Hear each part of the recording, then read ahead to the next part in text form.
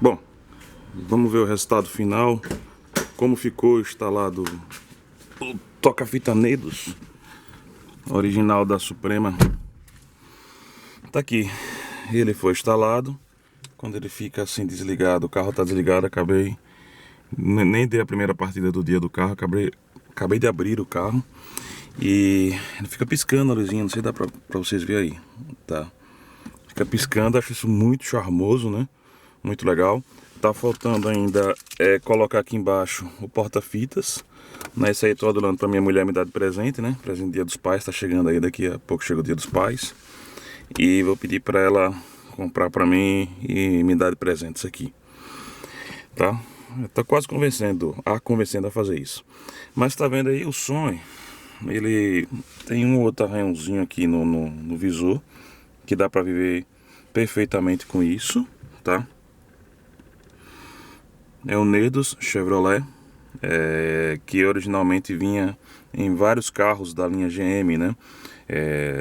Parece que Monza vinha com isso, Cadete vinha com esse som também, Ômega, enfim, vários carros da linha ganharam esse som. Esse som tá cada dia mais caro de se encontrar, tá? Não é barato achar tanto Nedos que equipava o som só quando vinha com toca-fitas, quanto o Syrah, que ficava no andar de baixo, em cima tinha um toca-CD nas versões Comfort Diamond.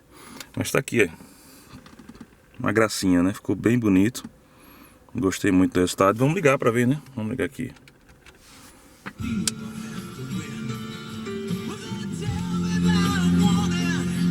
Vou achar aqui, pra não dar strike aqui.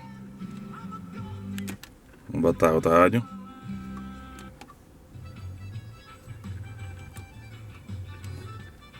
Tudo funcionando, tá? Nem todas as rádios estão programadas, né?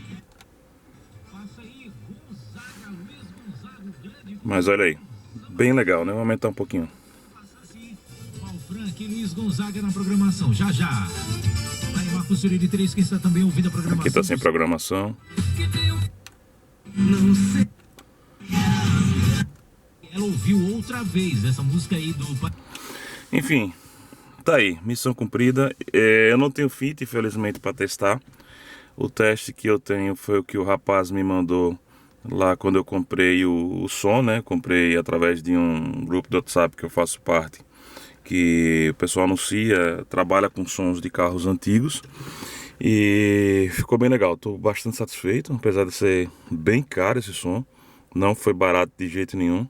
Mas o objetivo foi cumprido, né? Depois que colocar o porta-fita aqui embaixo, vai ficar um charme esse painel. Diga a vocês, né? Eu me incomodava muito aquele buraco aqui, né?